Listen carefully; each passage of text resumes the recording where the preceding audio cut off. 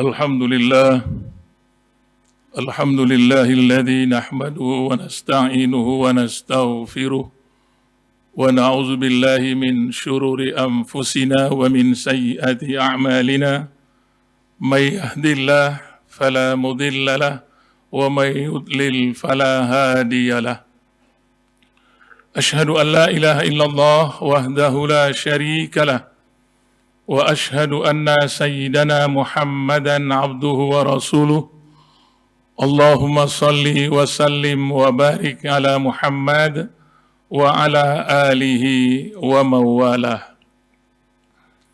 أما بعد فيا عباد الله أوصيكم وإياي بتقوى الله فقد فاز المتقون قال الله تعالى في كتابه الكريم وهو أصدق القائلين أعوذ بالله من الشيطان الرجيم بسم الله الرحمن الرحيم يا أيها الذين آمنوا اتقوا الله حق تقاته ولا تموتن إلا وأنتم مسلمون.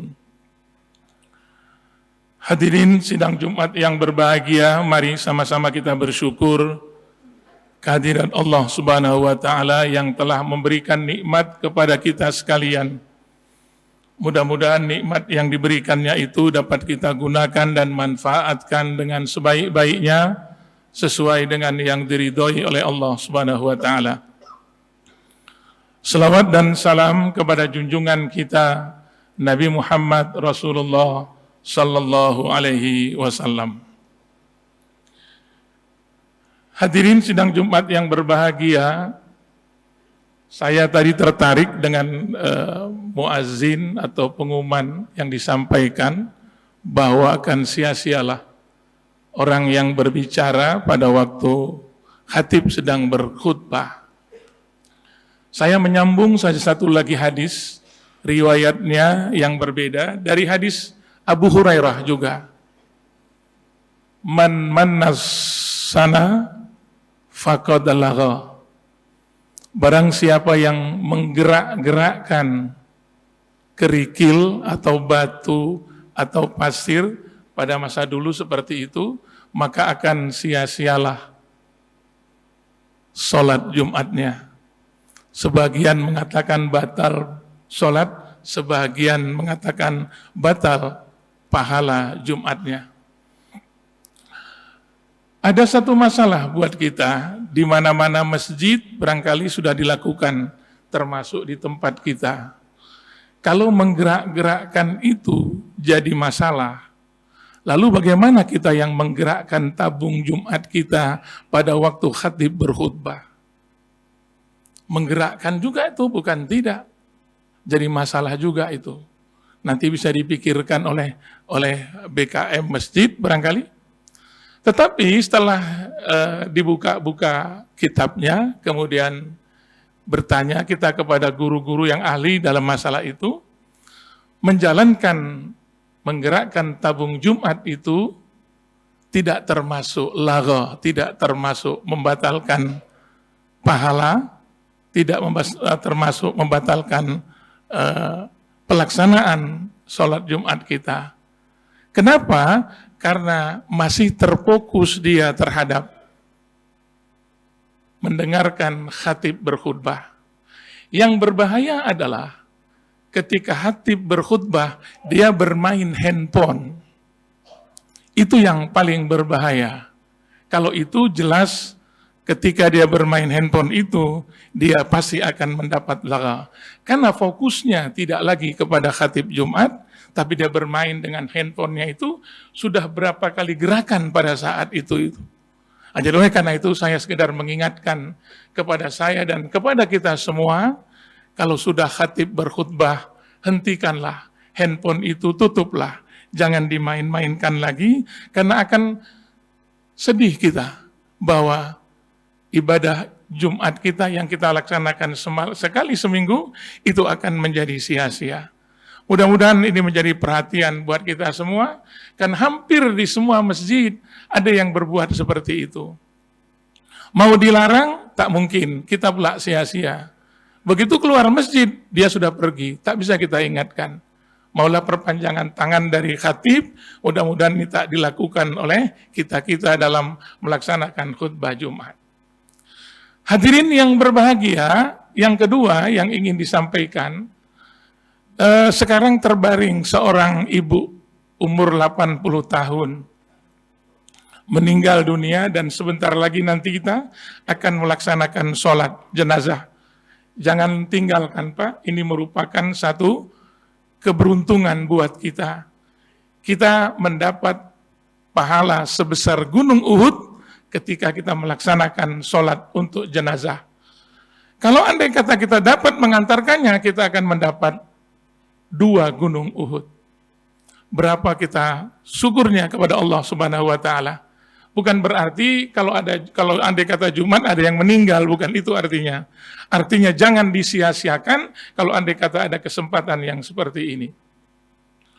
Ada satu yang bagus, yang menarik untuk kita barangkali Pak.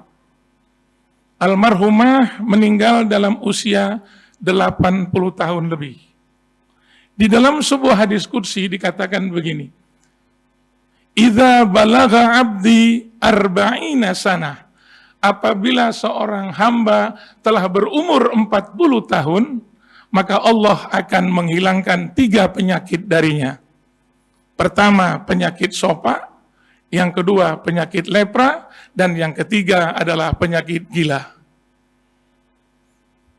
Idza balagha 'abdi khamsina sanah, apabila hambaku telah mencapai usia 50 tahun, maka Allah akan memudahkan untuknya perhitungan di hari akhirat nanti. Apabila hambaku telah mencapai usia umur 60 tahun, maka Allah akan kasih kepada dia, sayang gitu, Allah kepada kita. Kalau andai kata usia kita sudah 60 tahun. Oleh karena itu jangan kotori Pak. Umur kita yang sudah 60 tahun, yang sudah disayangi oleh Allah Subhanahu wa taala, jangan kita berbuat yang tidak-tidak, yang akan menimbulkan dosa. Apabila hambaku sudah berusia 70 tahun, maka malaikat akan menjaga dia. Itu makanya ketika ada atu-atu atau nenek-nenek yang berjalan, menyeberang dia, ada orang yang mungkin kencang membawa kendaraan, insya Allah mudah-mudahan pasti akan berhenti. Apakah direm dengan jauh? Kenapa? Malaikat yang menjaga dia. Beruntung kita kalau naik pesawat, naik apa, sebelah kanan kita ada yang orang lebih tua, Allah akan menjaga kita. Beruntung kita.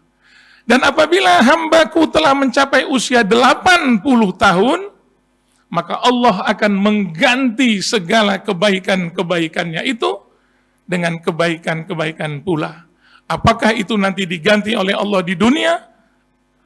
Mungkin juga akan diganti di hari akhirat. Kalau udah umur 80 tahun, anak kita pun tak mengizinkan kita kerja kembali. Ayah, udahlah, cukuplah ya bekerja. Biar kami yang bekerja. Ayah duduk di sini aja, tak ada masalah apa-apa ya. Kebaikan yang diberikan oleh anak-anaknya ketika kita sudah usia 80 tahun, janjinya seperti itu. Dan apabila hambaku telah mencapai usia 90 tahun, maka dia akan dapat memberikan syafaat bagi kita. Dia memberikan doa, doanya akan dimakbulkan oleh Allah Subhanahu wa taala. Beruntung kita yang masih punya orang tua. Berbahagialah yang meninggal usianya 80 tahun lebih, mudah-mudahan janji Allah akan diberikannya. Oleh karena itu, sekarang kita berada di bulan Rajab. Mari sama-sama kita akan perbanyak berbuat baik kepada Allah Subhanahu wa taala. Kesempatan di bulan Rajab ini kita minta ampun kepada Allah Subhanahu wa taala. Mari sama-sama kita minta ampun kepada Allah Subhanahu wa taala. Kesempatan ini kita bisa mengisi dengan amal ibadah yang lain-lainnya. Membaca Al-Quran, puasa, berzikir, dan lain sebagainya. Jangan lewatkan kesempatan Rajab yang penuh dengan keberkahan ini. Yang penting ada satu lagi barangkali dalam bulan Rajab ini, hadirin yang berbahagia, ada 2 yang tak boleh dilaksanakan di bulan Rajab ini. Yang pertama adalah menyakiti diri kita sendiri. Tak boleh di bulan Rajab ini. melaksanakan sholat semalam suntuk, dari Isya sampai subuh dia sholat, baca Quran. Tak boleh, Pak. Itu menyiksa diri sendiri. Tak dibenarkan. Yang kedua, jangan siksa orang lain. Jangan berbuat zalim kepada orang lain. Ketika dia berangkat umroh sekarang, tidak perlu dia harus memaksakan diri mencium Hajarul Aswad, lalu dengan mensikut teman kiri dan kanan, ini akan merusakkan. Dan pahala kita pada waktu melaksanakan ibadah haji, ibadah umroh, tidak akan mendapatkan karena kita menyakiti hati orang. Sama juga menaikkan duit haji 69 juta pada bulan Rajab ini, itu pun termasuk orang yang zalim juga.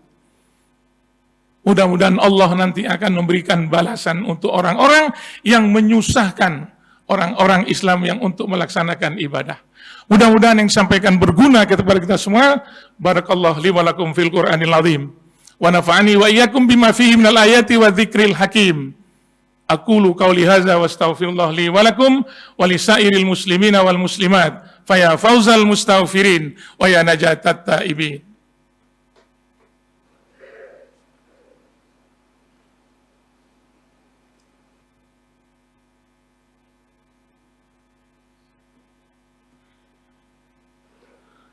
Alhamdulillahi hamdan katsiran kama amar.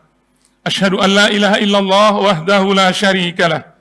Irghaman liman jahada wa kafar. Wa asyhadu anna Muhammadan abduhu wa rasuluh sayyidul khalaiqi wal bashar. Sallallahu ala sayyidina Muhammadin wa ala alihi wa ashabihi wa sallam tasliman katsira. Ayuhan nas ittaqullah waf'alul khaira wajtanibu 'anis sayyi'at. Qala Allah Ta'ala innallaha wa malaikatahu yusalluna 'alan nabi ya ayyuhalladzina amanu sallu 'alaihi wa sallimu taslima. Fa'ajibullah ibadallah ila ma da'akum wa sallu wa sallimu 'ala man bihillahu hadakum.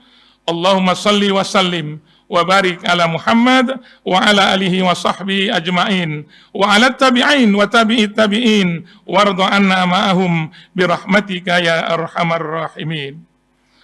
Allahumma ighfir lil muslimina wal muslimat wal mu'minina wal mu'minat al ahya'i minhum wal amwat innaka ya Allah sami'un qaribun mujibud da'wat wa ya qadiyal hajat. Allahumma hdina ila siratikal mustaqim waj'alna min ibadikas salihin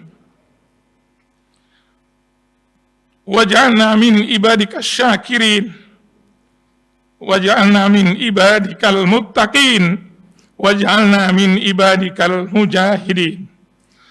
Allahumma anzilir rahmata wan ni'mata alaina khususan li biladina Indonesia. Rabbana atina fid dunya hasanah wa fil akhirati hasanah wa qina azabannar walhamdulillahi rabbil alamin. Ibadallah innallaha ya'muru bil adli wal ihsan wa ita'il qurba wa yanha 'anil fahsya'i wal munkari wal baghi ya'izukum la'allakum tazakkarun fazkurullahal azim yazkurkum was'alu min fadlihi yu'tikum wa yahdikum wa la dzikrullahi akbar. Aqimus shalah.